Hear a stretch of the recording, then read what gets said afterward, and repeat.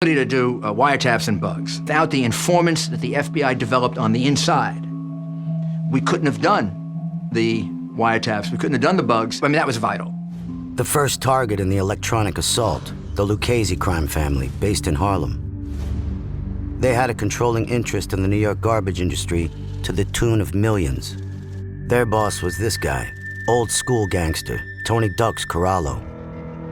Tony Ducks Corallo ran that family for many years. He was arrested often, and somehow he managed to beat all these raps. He ducks everything. It's Tony Ducks. But Tony Ducks had a weakness, a special fondness for an expensive set of wheels, his Jaguar, a tip given to the FBI by none other than Gregory Scarpa. I'd asked Scarpa about where do they discuss things, and he happened to mention they talk about it in the Jaguar. He was chauffeured around by a fellow by the name of Avellino. We knew if we could get a bug in the car, there was no place for them to go. The conversations would be studio quality. It gave us a unique opportunity. Because we had physical surveillance on Avellino in the car for such a long period of time, we knew that it would be very difficult to do this. He was never far away from the car, and it would have been virtually impossible to do it where he parked the car at night. And so there was a short period of time we had to get it right the first time. We didn't want to be caught. If we were, we would never have the opportunity again. We gotta connect the transmitter underneath the car. This way we'll be able to find people. And the tech unit really practiced for this. They got a car that was the same, and then we essentially took it apart to figure out where we would get the best recording. They had to figure out how to get off the dashboard, how to install it, how to connect it. So there would be practice runs, literally using a stopwatch. Make sure you pull those wires out, make that connection real good. What are you doing in there? Installing it, connecting it to the battery, reinstalling everything, getting out and not leaving anything behind. And then once we get it down to the time, we now look for the opportunity to put it in. We saw him pull in, we saw where he parked, we saw him go into the location, and then the tech unit began to do its thing. And then they went in, the stopwatch went again. They had plastic because they had to make sure that no drop of rain got into the car. And the pressure was not only getting the bug in on time, but ensuring that there was no indication that they had ever been there. And we started instantaneously getting terrific recordings. People feel, and we have to think about it, that the mic was good enough for you. If we really believe in it, why wouldn't we want our son? If I were a doctor, I would be saying to my son, since he's a little kid, you're going to be a doctor. If I was a lawyer, I would be looking for my son to be a lawyer. So they must feel that if this mic was good enough for me, I want it for my son also. Otherwise, we're really saying that this mic is no good for the birds, right? Within a day or two, Corallo was in the car saying that he was the boss of the family.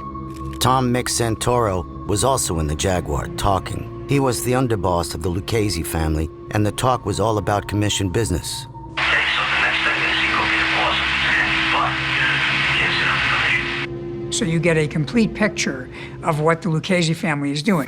Fat Tony Salerno's down and dirty home base, now an FBI target. Had this grungy, beat-up candy store / club up in East Harlem. So Fat Tony would come down to a social club in East Harlem. However, when he left, he would always leave his social club guarded 24 hours a day and night. So the feds just can't go in through the front door. On either side of the street, you know, there's 4-story buildings, and who knows what's looking out these windows. You know, and you gotta go up to the front door and you gotta go through the lock.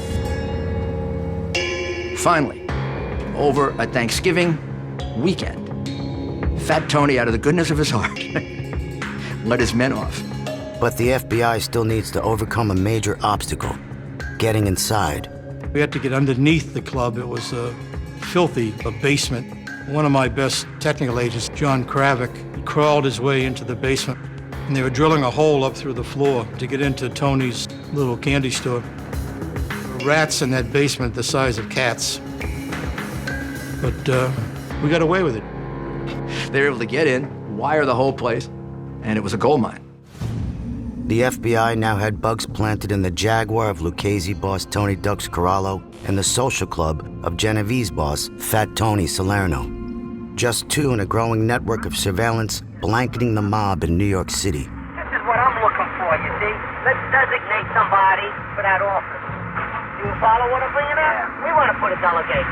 That is our union. Not that it's Jimmy Brown's union, not that it's Paul Castellano's union. It's theirs and ours. Now, When the FBI pulls off one of their biggest electronic coups, a bug at the heart of the beast. Inside the impenetrable White House of Gambino family boss, Big Paul Castellano.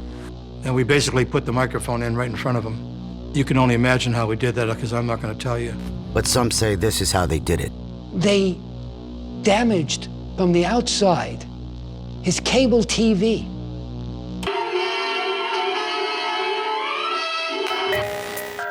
And they sent over somebody, two agents, masquerading as technicians, to repair his cable TV. They bugged his telephone and they planted bugs in the baseboards of his rooms. And then they'd hit a gold mine. Then they'd get stuff that was really significant, and you'd get Castellano talking about how they controlled the Garment Center and how they were involved in all sorts of significant racketeering activity. At that point now, we had 3 or 4 simultaneous bugs. Corrales' Jaguar, Castellano's study, and Fat Tony's social club. should make some examples.